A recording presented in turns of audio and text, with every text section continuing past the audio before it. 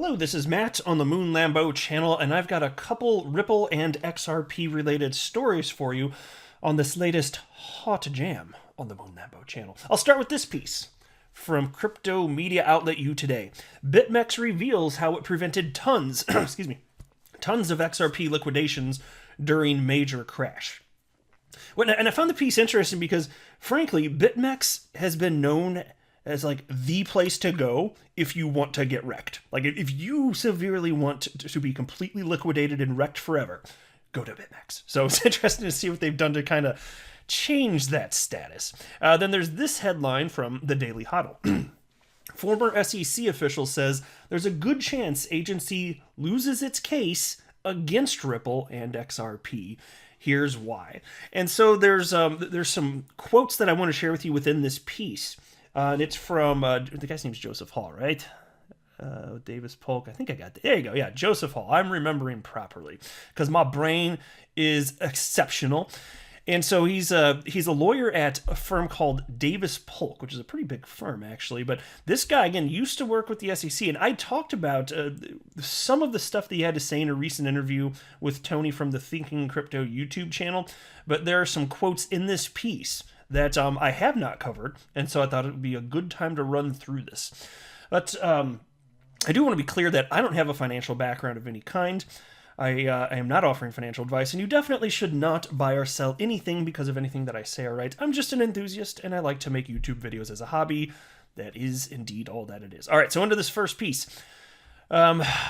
Here we go. In its recent blog post, cryptocurrency derivatives exchange BitMEX touted its index protection parameter that made it possible to avert a string of liquidations during the violent XRP sell-off that took place on February 1st. And of course, that would be the date of the somewhat infamous attempted pump that never came to be. It ended up being a buy the rumors, sell the news type of thing because like this pump was alleged to have, or was set to have started anyway at 8:30 a.m., February 1st.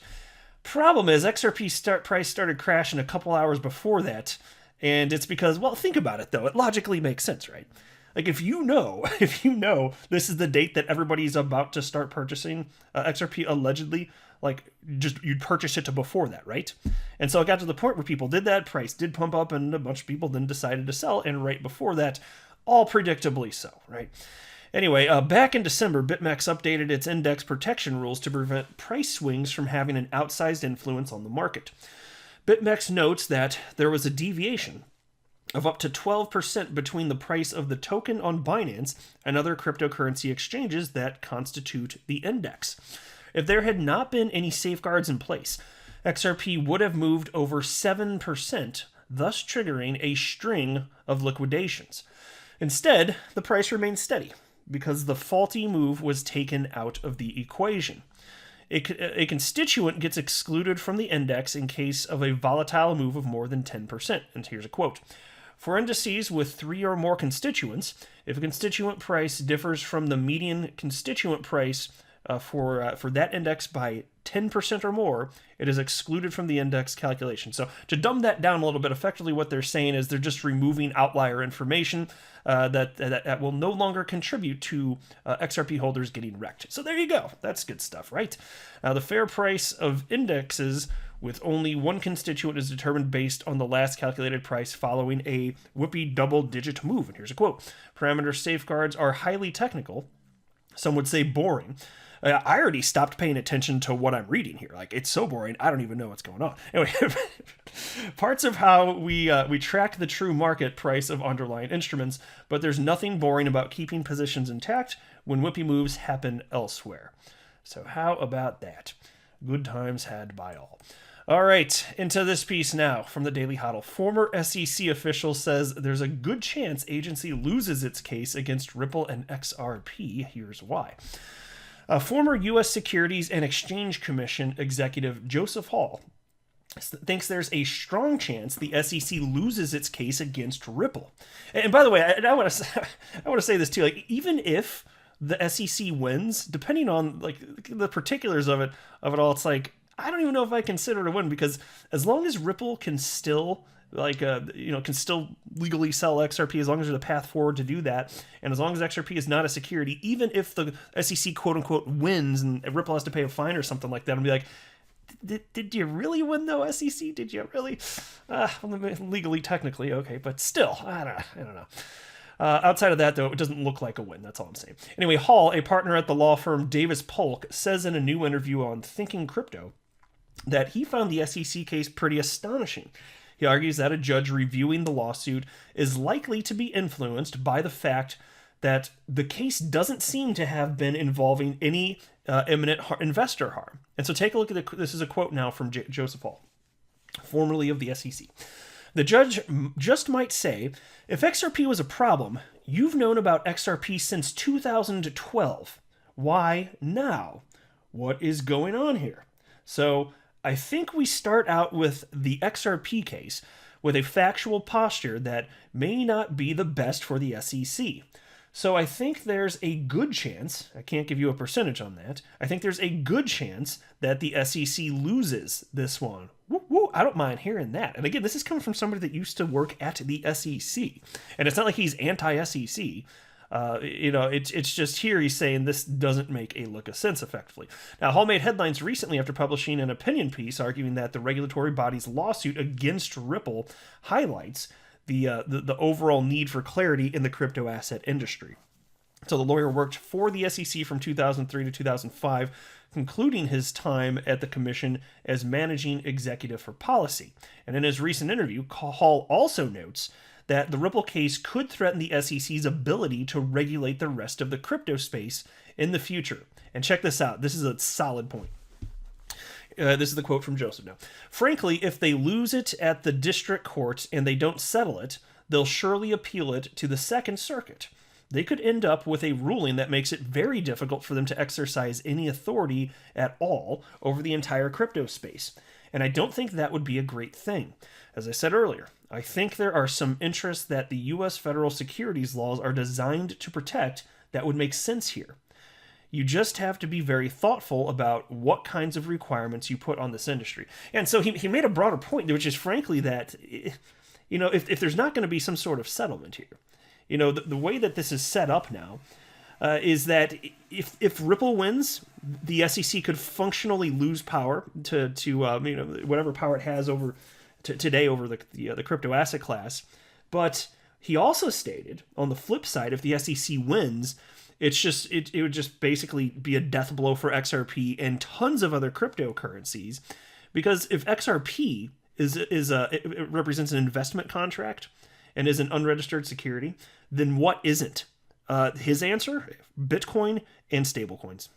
Pretty much it. Other than that, everything else is just like, and so it's just like, can't there be some sort of legal middle ground? Because it seems like you're going to have an unreasonable result. No matter what, if there's not a settlement, that's his opinion anyway. That's what it looks like to him. So we'll just have to see how it all turns out. Now, ultimately, I could not be more optimistic for the long-term viability of XRP, but you never know for sure what's going to happen, because you could get a bad ruling from this, and sometimes that happens in life. But I wouldn't say it's likely, but. We're just going to stay tuned. I'm just hoping that one day I wake up and then there's going to be a headline out there that that the SEC has settled with Ripple, and I will just be rejoicing. Even before I read the damn article about it, even just knowing that happened, because I know that Ripple would never sign something if it weren't going to be to their benefit. Shout out to XRP Crypto Wolf for sending this next piece to me. Very much appreciated, my friend.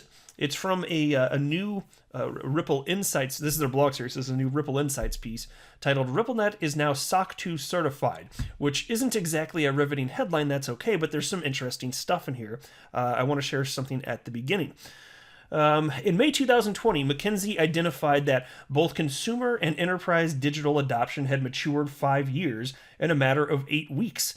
For financial institutions, digital technologies, including cloud-based models, offer the flexibility and scalability required to meet the demands of a more digitally advanced society.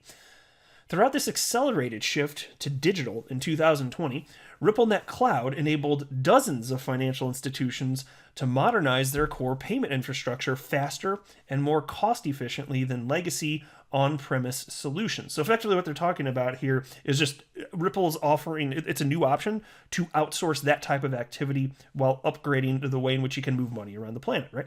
Now, since launching in June 2020, nearly 40 banks and payment service providers have adopted or migrated to Ripple's global payments network based entirely in the cloud. And so think about this. So Ripple, they're absolutely experts at this. And so if you're a bank and you want to have updated infrastructure, if you're going to do that yourself, you're going to have to hire, and then you're getting into this whole technological thing that it's not something that you're proficient at. Businesses cannot be the best at every aspect of running a business, which is why businesses outsource.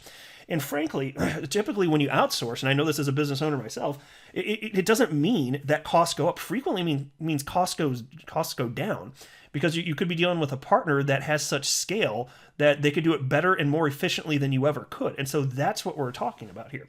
Anyways, piece continues. Recently, Lulu Exchange announced its partnership with Ripple and today uses RippleNet Cloud to process cross-border payments instantly, reliably, and cost-effectively with a single integration. Now, the appetite for Ripple Cloud has only been growing, making it uniquely positioned to help financial institutions deploy modern payment infrastructure in as little as 5 weeks, more than twice as fast as on-premise deployment.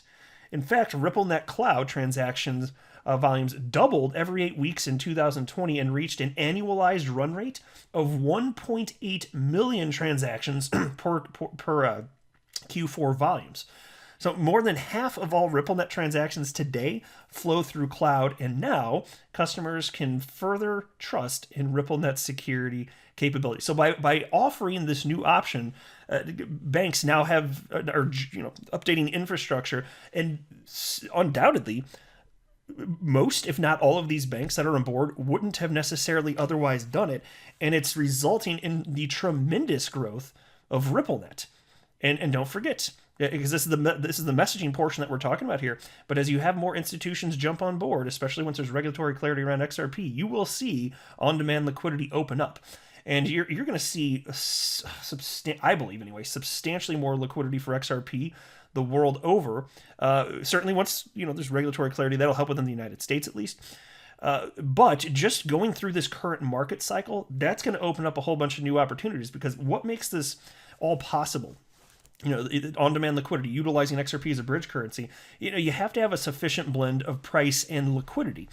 And the crypto asset class still, even at $1 trillion, I mean, well over half of that's Bitcoin right there. You're talking about illiquid markets here. And with XRP, I don't know what I don't know what the market cap is right now. Is it around 16 or 17 billion, or am I way off now? Actually, I can't recall after the recent price jump, but whatever it is, suffice it to say, there's like XRP, as much as I love it, it's illiquid. It can't handle $5 trillion in daily flows, which is what's going on today. But that's okay. Like, this is just a recognition of reality. It's not some sort of horrendous thing. This has never been done before. It all has to get built out here, and it is being built out. And then they have this little subheading here: what SOC 2 certification means for RippleNet Cloud. RippleNet's product suite ensures the highest standard in safety, security, and privacy. As a testament to this, it has been awarded the sought-after System and Organization Controls 2, SOC 2 for short, certification. And SOC 2 are a set of reports carried out by an independent CPA to certify excellence in security and privacy. SOC 2 reports offer valuable information with regard to an organization's security capabilities, so users can assess risks and be confident in the services performed by the certified provider. So there you go. I wasn't familiar with the term, and you probably weren't either, but now you are. So how about that? All good stuff. And again, 40, that was the number, right? 40 institutions. Where's the damn sentence? There you go. Okay, nearly 40 banks. Since launching in June 2020, nearly 40 banks and payment service providers have adopted or migrated to Ripple's global payments network in the cloud, RippleNet Cloud. That's you're talking about 40 in 8 months, from something that didn't exist to that. And it looks like it's only just picking up pace here. So this is going to be fascinating. They really are building out something fantastic here. So I'm just looking forward again to the day where we have clarity around the SEC and Ripple situation, because I'm telling you, as soon as that happens, we're going to see some wacky stuff. And I think also including wacky stuff, but good wacky stuff, in terms of the price direction of XRP. The moment that happens, I'm telling you, man, because we saw it with the KIN token, which I've been talking about recently. Once it got regulatory clarity in October, in short order, it ran up over 2,000%. So I don't know what the percentage would be for XRP gain, since it's a larger cap coin, and the KIN token was a smaller cap one. But even so, I would certainly anticipate in very short order the price would be substantially higher than it is today, because as nice as it's been to see the recent price action, it's artificially suppressed still. It would be, I believe, much higher than what it's at today. So I'm just going to sit here and be patient and whatever. I think that usually things work out in life, so it'll probably be fine. I'm going to be an optimist on it, right? But I'll wrap up there. I am not a financial advisor. Do not buy or sell anything because of anything I say or write. That would be a very, very, very bad idea. Until next time, to the moon, Lambo.